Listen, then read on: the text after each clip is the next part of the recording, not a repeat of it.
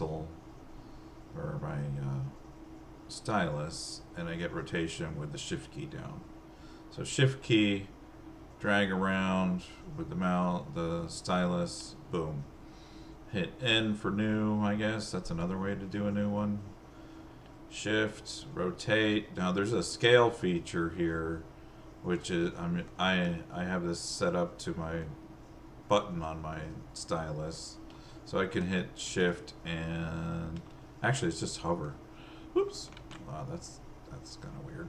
Okay, so what am I moving, up or down, left or right? I have to figure that out.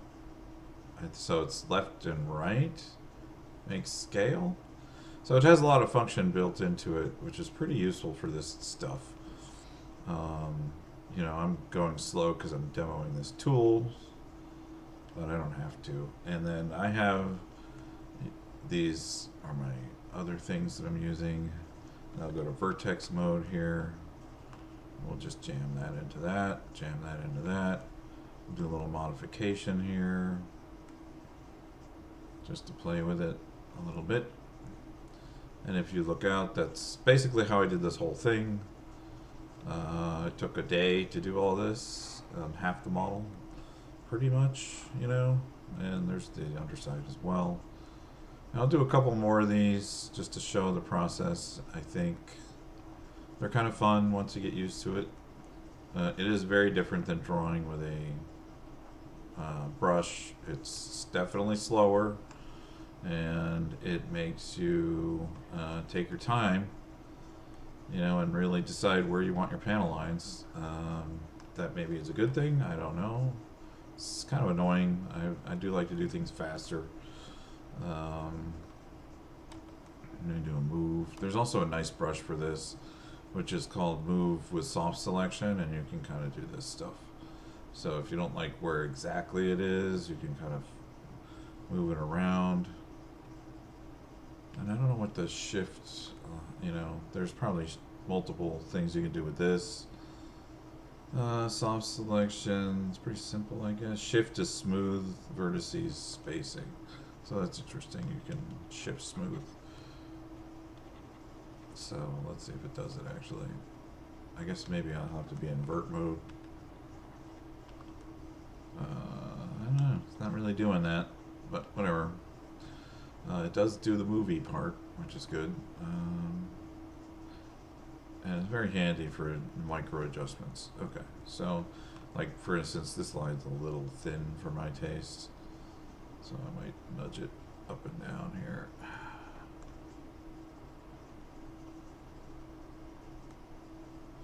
And it doesn't have to be perfect. I mean, these things you'll see later when I smooth this entire mesh to make the panels, you're not going to notice anything really. And then this gets subdivided before it gets ultimately turned into panels. Let's see, and the reason I investigated this method is, hey, I've seen this being done in ZBrush. People have done this with various tools over there, you know, but I'm using 3dcoat now, and I wanted to find out if I could reproduce something like that in here. But over here, I feel like I have a lot more control over it. You know, the mesh generation, which is really nice, so I can kind of geek out on all the little details if I want to. Which is kind of what this is all about. I want to do more of these floating panel lines, because these things are going to be pretty cool. And the smushy brush is nice for adjusting these lines a little bit. You know, you can have a little more nudge control. It's kind of fun. I don't want these to be too thick, but I don't want them to be too thin either, because they are going to be turned into voxels. So there has to be some decent thickness here, and if you make things too thin, it's not going to be great. But when you zoom out and you look at the piece, I mean, you don't want your panel lines to disappear either. And if you're curious where this is all going to end up, it ends up like this. You know, So, you know, there's a little bit of artifacting, but it's nowhere near what I had before when I was doing it with brushes. At least it's consistent artifacting too, you know. And this has been turned into mesh and decimated 50%. So you've got that going on. You know, but when you bake this in Substance Painter, you do not see any of this. Like, you know, I mean, that's how clean that is, really. You know, and that's what I'm going for here, is really super clean panel detailing, but without splitting the mesh into 1,000 parts, because I mean, this would be a real pain in the ass to split apart like this. I mean, it would be insanely prohibitive. And that's version 3. And then here's the version, what is it, 2? Let's see, then I'm looking at that one. And it's just a little bit of a different,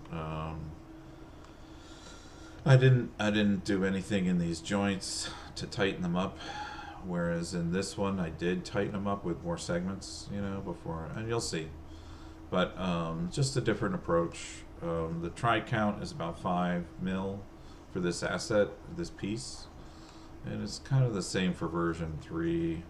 What do we get at version 3? We're at, oh, it's even better. Well, it's decimated too. Did I decimate version 2? I don't know if I did. Whoops. Looks like I did something. Did I decimate? Yeah, it got decimated too. So the better version, I think, is version 2 or 3. I mean, and yeah, and it's even less triangles. It went from 5 to 3. I'm looking down here. But, you know, better than brushing. I have a version of this where I brushed it, and maybe I'll show that at the end of this video to show how that came out way worse. But let's go back to retopo, and I'll show you the process briefly for this. And let's go back to that instead of that. And you can see the part 2 is where I did a little subdivision, which is a simple command in here. Mesh subdivide, you know, which I always forget where that is exactly, but it's down here, and then bring it into the retopo room, you know. So I'm going to delete this for now. We don't need it because this is the real workhorse here. And then we'll hide V2. We're going to go to the simple version of the body. And alright, well, since this is a video where I'm demoing, let's just move this forward again and see how it looks. Let's do the process. So once you get all your lines drawn like this, and you're using extrude like we did there, and it takes a while, but you know, another command that's pretty useful to tighten up is the, you know, adding loop segments, which is really easy, you know, in 3dcoat. I mean, this process really is kind of nice, actually. Wow. I mean, I have ultimate control over where these go and how they'll eventually look. All right, so we have dynamic symmetry on. Let's turn that off. You know, you can see only half of the model was done. You know, so let's turn that back on, and we'll actually commit it. Let's commit symmetry, and you go to mesh. Let's duplicate this layer, actually. Let's duplicate. Okay, playing, and let's assume, I'm going to assume this is working now for the hell of it. I lost audio halfway through, so this is being recorded in Shotcut. And I'm watching my 3dcoat now. So let's try to narrate. What am I doing here? Looks like I made a copy of the panel level. Panels so that I can work on a copy, and I'm going to try to apply the symmetry. It's in virtual symmetry mode right now, which is only temporary, so you got to apply that to make it permanent. So now I'm on the copy, and I'm going to apply symmetry.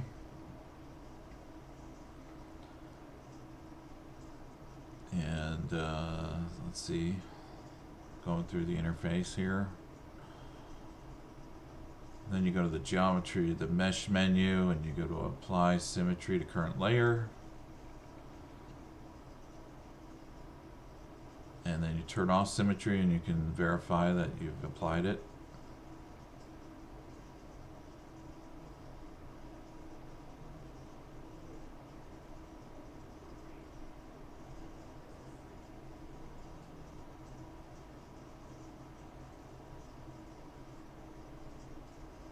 And I'm going to try to import the mesh into the sculpt room. Pick from retopo. I've got 0.5 inner and outer thickness. Let's do it. I guess I'm going to do it again here. Let's see. Maybe I need to have that selected just to make sure it's in the retopo is the right mesh. Let's try importing again. I'm importing 0.5 in both directions. Import with thickness.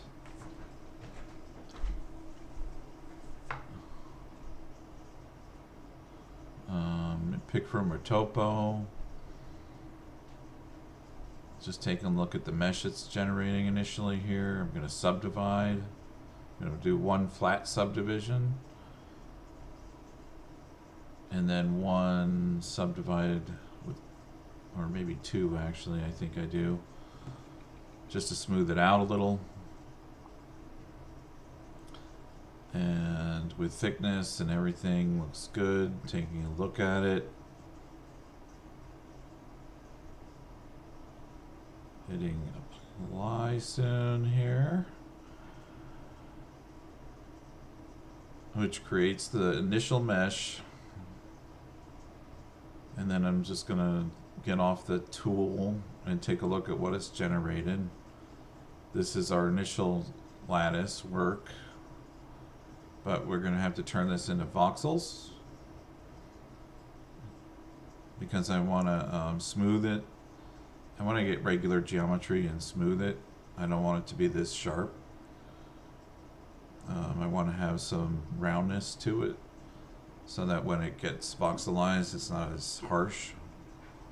This is the lattice work that we've generated so far, looking at it in 3D, which looks pretty cool. Okay, let's see, what are we doing now? So I think I'm going to try to voxelize this. And I'm going to give it a little more geometry than it recommends here, probably by adding a million more than it thinks it needs.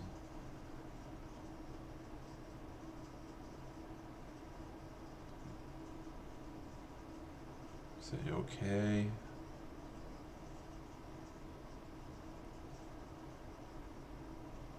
And wait a little bit. Now it comes out really jagged, but the geometry is even-ish. And I'm going to smooth this next. So all these jagged things will go away basically.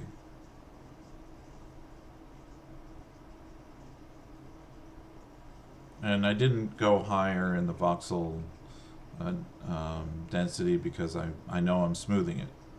So lower is better when you're intending to have a smoothing do more for you. So we're smoothing. I'm going to do 6 degrees here.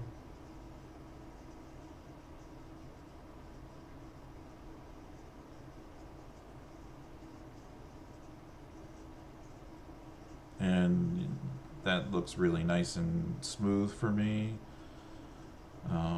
If I subtract that from the main body, it'll do a nice job because it's nice and smooth like that.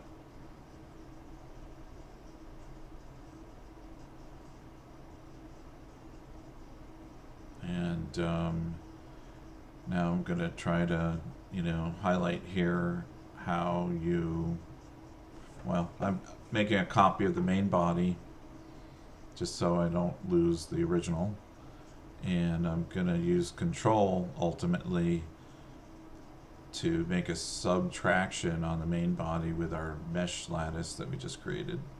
And you can see the icon 3dcoat shows you as you're doing a subtraction. I have the control key down, and right here I'm showing you can hit different keys to do different operations in the Boolean operations by using alternatively Shift, Control, or Alt, or Shift, Control, both at the same time to get intersection. I think it's Shift, Control to get intersection, Control for subtraction, Shift for addition. So you know it's in the 3dcoat manual, but it's basically Shift, Control variations. So we're going to subtract by hitting Control and dropping it right on top of the layer. And you notice that it does a nice consistent job. We've got some voxel jagged edges, but we'll get rid of those pretty soon. But overall, it's looking good. This is a good result, believe it or not. 6,500,000.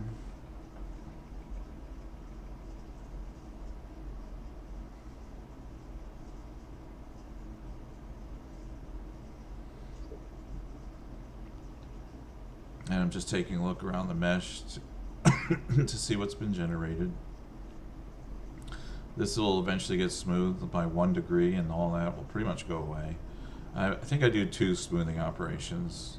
1 degree twice, so 2 degrees. Just because I wasn't totally sure. I'm renaming this to version 4, just so I don't forget.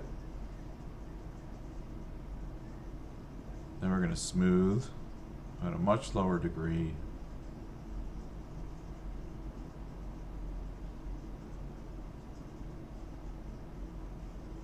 And you see most of the edges are pretty nice now. At least nice enough. When this gets converted back to mesh from voxel, it'll get even smoother. But for now, this is very nice. And I decided I'm just going to go for another smoothing operation of 1 degree. And it's even smoother, so that when it gets converted back and forth, it's less jaggy. You know.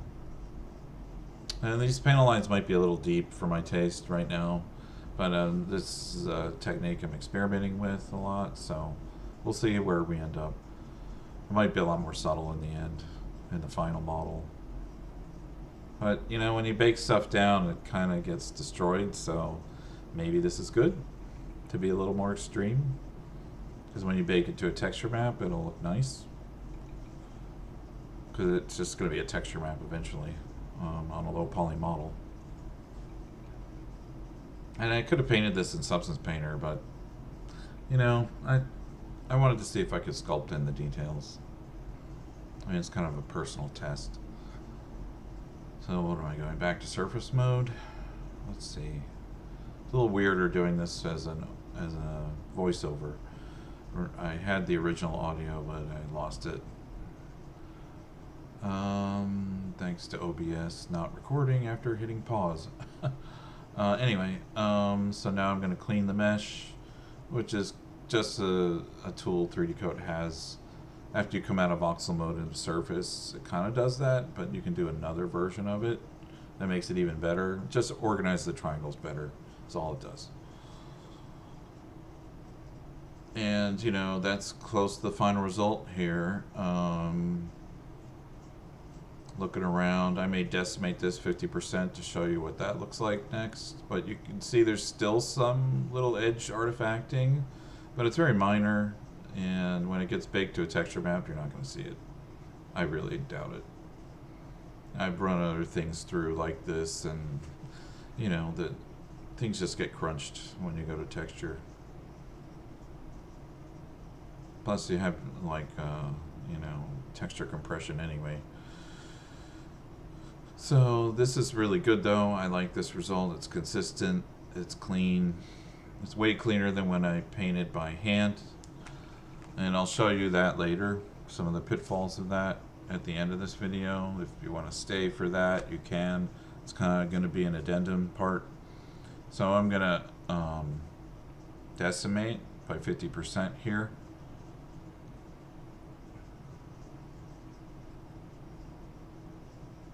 And I hope I'm recording this audio now. I'll be really bummed if I'm not. And I guess it goes down to 3 billion from 6, which is nice. That makes it much easier on the application, and could bring this into Blender now.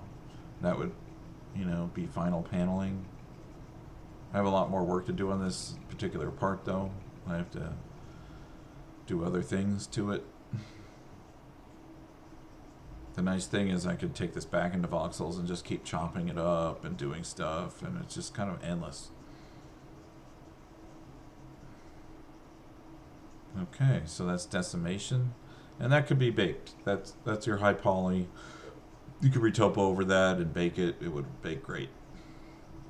No problem.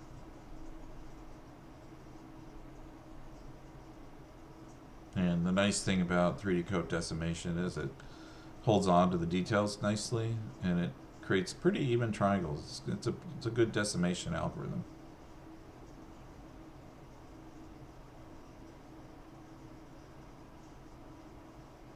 Okay, and we're pretty close to final on the panels idea here, which is the primary reason for making this video.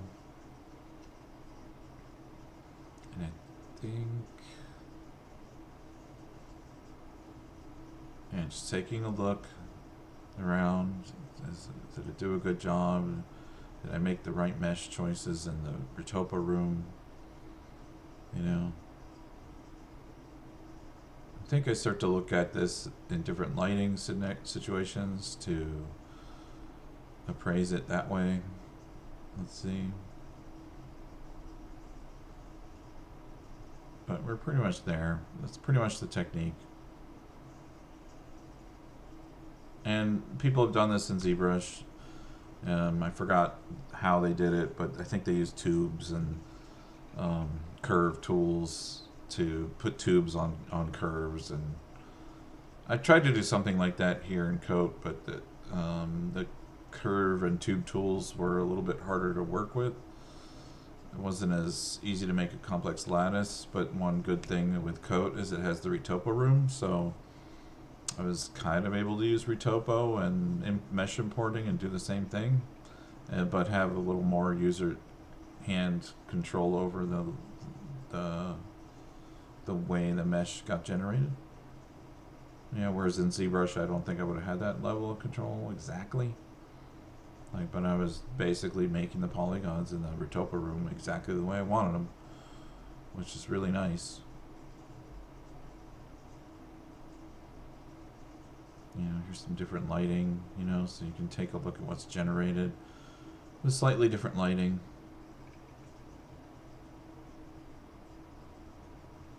What am I doing? Okay, that's version 4, and then that's where we started, you know. And I'm gonna hit stop capture now because we're heading into the addendum, and I want to record a separate audio for the addendum part. But you know, that's panels, perfect panels, or trying to get perfect panels, or close to perfect. Thanks for listening.